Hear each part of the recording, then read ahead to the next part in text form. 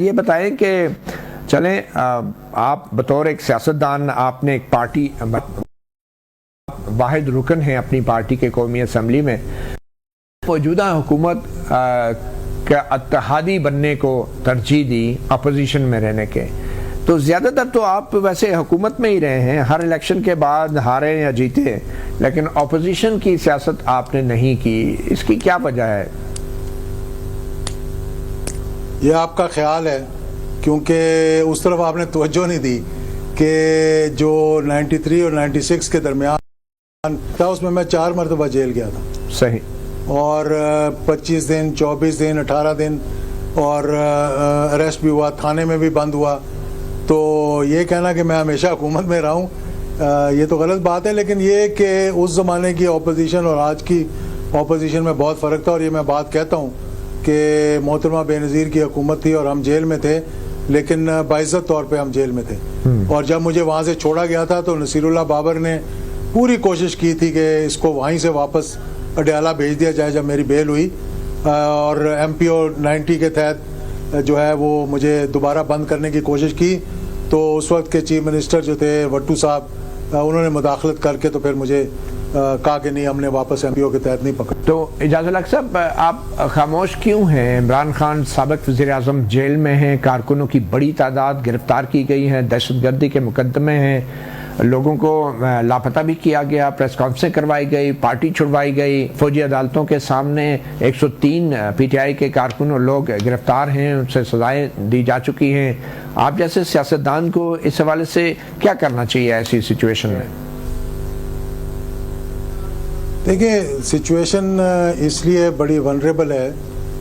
پہلی بات تو یہ کہ جو ماضی میں نے ابھی آپ کو بتایا نا کہ ہم نے جب پوزیشن کاٹی تھی اور جیلوں میں گئے تھے، اس وقت باعزت طور پر ہم جیل گئے تھے، مطلب کسی نے ہمیں تنگ نہیں کیا تھا، کسی نے کوئی مارداڑ نہیں کی تھی، اور مطلب جو ہم نے گزارا، اور اس کے بعد ہم بیل سے باہر آ گئے۔ اب تھوڑی سی بات یہ ہے کہ یہ پاکستان کی تاریخ میں پہلی مرتبہ ہوا ہے، اس بات کو سمجھنے کی ضرورت ہے کہ بجائے اپوزیشن سے لڑنے کے اب ڈائریکٹ ایک پولیٹیکل پارٹی کی اسٹیبلشمنٹ کے ساتھ جنگ لڑنے کی کوشش کر رہے ہیں وہ، یا کی انہوں نے۔ ماضی میں یہ ہوتا تھا کہ پیپلز پارٹی ہے، نون لیگ ہے، آپس میں دونوں ایک اپوزیشن ہے، ایک حکومت ہے، تو لڑتے تھے، جب جہاں تک لڑ سکتے تھے لڑتے تھے، پھر سازش کرتے تھے اسٹیبلشمنٹ کے ساتھ مل کر دوسری حکومت ختم کر دیتے تھے، اور اسی طرح 88 کی 90 ہوئی، 90 کی 93 میں ختم ہوئی، اور وغیرہ۔ آپ کے خیال میں پی ٹی آئی کو بھی اب اسٹیبلشمنٹ سے مل کے آپ کے خیال میں پی ٹی آئی کو بھی اب اسٹیبلشمنٹ سے مل کے حکومت گرانی چاہیے تھی؟ نہیں، انہوں نے حکومت جب بنائی تھی اپنی، پہلی تو اسٹیبلشمنٹ کے ساتھ ہی مل کے بنائی تھی نا، یہ کوئی آسمان سے تو نہیں گرے تھے، تو دوبارہ آنا چاہیے تھا اسی طریقے سے۔ نہیں، میں یہ نہیں کہہ رہا کہ آنا چاہیے کہ نہیں آنا چاہیے، میں یہ کہہ رہا ہوں کہ ماضی کو بھی مد نظر رکھنا چاہیے۔ اگر ٹھیک ہے، اگر آپ کی کوئی لڑائی ہے تو اس میں پھر ہم کیوں بیچ میں جا کر آپ کے ساتھ مل کر وہی کام کریں جو آپ کرنا چاہ رہے ہیں؟ ہاں، سمجھانے کے لیے میں نے آخری دنوں میں نومبر کی 3 تاریخ تک جس دن گولی چلی اور ان کو گولی لگی، اس دن تک میں کوشش کرتا رہا کہ ان کے اور اسٹیبلشمنٹ کی جو ہے معاملات ٹھیک ہو جائیں، اور اس کی وجہ سے مجھے 3 مہینے جلا وطنی ایک قسم کا سیلف ایگزائل میں جانا پڑا۔ 9 مئی کے بعد میں 14 مئی کو یہاں سے نکلا ہوں، اور پھر میں اگست میں واپس آنے دیا گیا۔ میرا پاسپورٹ کس نے آپ کو مجبور کیا؟ پہ تھا، بلیک کیا کوئی دھمکی دی گئی؟ آپ کی جان کو خطرہ تھا؟ کیا ہوا؟ کیوں ملک چھوڑ کے گئے آپ؟ نہیں، جان کو خطرہ نہیں تھا، ہمارے پہ کیسز بنے، ہمارے پہ ایف آئی آر کٹی، میرے پہ ایف آئی اے کا کیس، اب میرا پچھلے سال 21 جون کو ختم ہوا ہے، ابھی اس سال 21 جون کو لاسٹ ایئر کیس ختم ہوا ہے، جو 1.5 سال تک میں لڑتا رہا، جس کی وجہ سے مجھے ای سی ایل پہ ڈالا گیا تھا، مجھے بلیک لسٹ کیا گیا تھا، اور پولیٹیکل افیلیشن کی وجہ سے آبویسلی کہ وہ کیس بنا، اور وہ جا کے بعد میں 6 پیشیاں جو ہیں وہ ہائی کورٹ میں، بہاولپور میں، اور پھر ان کے دفتروں میں بھگتنے کے بعد وہ کیس ختم ہوا۔ لیکن آپ نے تو عمران خان کی پارٹی میں اپنی پارٹی کو ضم کرنے کا شاید اعلان بھی کیا تھا، اور پھر اس کے بعد ذرا سی مشکل پیش آئی تو آپ نے ایک دم سے چھوڑ دیا۔ نہیں، یہ بالکل یہی دیکھیں نا، یہی تو غلط باتیں ہیں جو باہر نکل جاتی ہیں۔ میں نے اس وقت باہر نکل کے جو پہلی بات کی تھی، اور خان صاحب کو بھی یہی کہا تھا, اور خان صاحب ادھر ہی موجود ہیں, کہیں گئے نہیں ابھی. ان کو یہ کہا تھا کہ ہم مل کر as a coalition like MMA like other coalitions election لڑیں گے, اور ہو سکتا ہے کہ ایک سمبل پہ لڑیں اور سمبل پہ لڑ لیں, لیکن جماعت میری جو ہے وہ اپنی رہے گی اور آپ کی اپنی رہے گی. And he agreed on that point. ہاں, وہ ایک جذباتی سا شخص آیا تھا اندر, جب خان صاحب نے اسے کہا اعجاز صاحب کو مبارک دو, تو اس نے کونے سے جھنڈا اٹھا کے تو میرے گلے میں ڈال دیا, تو سب نے کہا جی یہ PTI میں شامل ہو گئے. اس کے بعد پھر چشتیاں کا جلسہ ہوا, جو سب سے بڑا جلسہ تھا. وہ الیکشن ہم نے خود لڑا ان کے لیے, اور وہ الیکشن جیتا وہاں پر. اور خود خان صاحب نے کہا کہ سب سے بڑا جلسہ اور سب سے چارج جلسہ جو میں نے کیا وہ چشتیاں کا جلسہ تھا, جو ہم لوگوں نے کروایا تھا وہاں.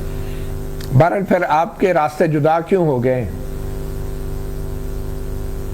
نہیں, راستے دیکھیں, راستے اب مجھے یہ بتائیں نا کہ راستے جدا اس لیے ہوئے کہ میں نے یہ آپ کو بتایا نا کہ یہ جو جنگ ہے یہ سیاسی جنگ نہیں ہے, یہ ذاتی ہے. اب اس ذاتی جنگ میں آپ اپنی پارٹی کو بھی پسوائیں, ان کو سزائیں بھی دلوائیں کہ بھئی آپ نے اس لیے کہ آپ کو, نواز شریف صاحب کے ساتھ بھی یہی ہوا تھا جب وہ اٹک جیل میں تھے. ان کو بھی بڑا غصہ تھا اس بات پہ, جس بات پہ ابھی خان صاحب کو غصہ ہے. ہی ول کم اراؤنڈ آلسو ایونچولی. تو اس لیے میں یہ کہہ رہا ہوں کہ یہ جہاں پر آپ دیکھیں کہ آپ کے ملک کو نقصان ہو رہا ہے, جہاں پر یہاں پر دہشت گردی ہے, جہاں پر اکنامک مسائل ہیں, وہاں پر آن سرٹن ایشوز. لیکن جیسے آج فار ایگزامپل کہ کشمیر پہ ایک ریزولوشن آئی ہے, جہاں پہ میں سمجھتا ہوں کہ ساری جماعتوں کو آن پیج ہونا چاہیے, لیکن وہاں کشمیر کے معاملے پہ بھی آپ نے پولیٹیکل بحث شروع کر دی, یعنی اس کو متنازع بنایا. تو ہندوستان میں اور دیگر باہر کے ملکوں میں لوگ دیکھ کر ہنس رہے ہوں گے کہ یار یہ دیکھو یہ کیا کر رہے ہیں آپس میں. کچھ چند ایک ایشوز ایسے ہیں پاکستان کے, جیسے کہ نیوکلیئر ایشو ہے, کشمیر کا ایشو ہے, سیکورٹی کے ایشوز ہیں, اس پہ سب کو ایک پیج پہ ہونا چاہیے. جی ہاں, یہ وہ ایشوز ہیں, لڑائی جھگڑے کے یہ وہ ایشوز ہیں جن بنیاد پہ ان 3 ایشوز کے اوپر سیاست بھی کی جاتی ہے اور پھر سیاسی مداخلت بھی کی جاتی ہے. تو یہ ایشو سیاسی طور پہ تو بڑے ہاٹ ایشو رہتے ہیں. ایک چھوٹی سی بریک لیں گے, اور بریک کے بعد ہمارے ساتھ موجود ہیں رکن قومی اسمبلی سربراہ مسلم لیگ ضیاء جناب اعجاز الحق. صاحب, آپ نے اپنی پارٹی کی اور اپنی ایک ووٹ 26ویں آئینی ترمیم کے حق میں استعمال کی, if I am not wrong, اور کیا یہی آپ چاہتے تھے جو آج آپ دیکھ رہے ہیں کہ جوڈیشل کمیشن کے ذریعے سپریم کورٹ, ہائی کورٹ کو مکمل طور پہ حکومت نے قابو میں کر لیا ہے؟ کیا عدلیہ آزاد ہے؟ عدلیہ بالکل آزاد ہے, عدلیہ سے آزاد تو کوئی ہے نہیں. عدلیہ تو جو چاہتی ہے, جس کا منہ کالا کرنا چاہتی ہے کالا کر دیتی ہے, جس کا سفید کرنا چاہتی ہے سفید کر دیتی ہے. ابھی کی جو عدلیہ ہے جو آئینی بینچ بن گئے, بات میں ابھی کی عدلیہ کی بات کر رہا ہوں, اس عدلیہ کی بات کر رہا ہوں کہ جہاں پہ جو دل میں آتا ہے, چاہے وہ سچ ہو وہ جھوٹ ہو, وہ اس طرح کہہ دیتے ہیں کہ اس کو لوگ سچ سمجھنا شروع کر لیں. تو پھر آپ نے 26ویں آئینی ترمیم کو ووٹ کیوں دیا؟ عدلیہ بننی تھی اس کے بعد. وہ میں نے کہا کہ یہ اس سے نہیں ہے, یہ عدلیہ اپنے آپ کو سب سے اونچا سمجھتی ہے, بالا تر سمجھتی ہے, اور وہ سمجھتے ہیں کہ سب جو ہیں یہ حقیر ہیں, یہ ہماری رائے ہے, ہم جو چاہیں گے سیاہ کو سفید کریں, سفید کو سیاہ کریں. میں جو اگزامپل دے رہا ہوں, آپ نے اگزامپل میرا سنا نہیں, جو میں کہنا چاہ رہا ہوں کہ ایک سیمینار ہو رہا ہے, ٹاپک کچھ اور ہے, اور اس میں آپ چلے جاتے ہیں ایک ہاتھی کا, کہ وہ ہاتھی جو اغوا کروایا گیا سری لنکا سے آج سے 50 سال پہلے, اور اس کو اپنے گھر میں لا کے رکھا گیا, اس کا ذکر کیا گیا, ایک سپریم کورٹ کے جج نے اس کا ذکر کیا, اور وہ بالکل جھوٹ پہ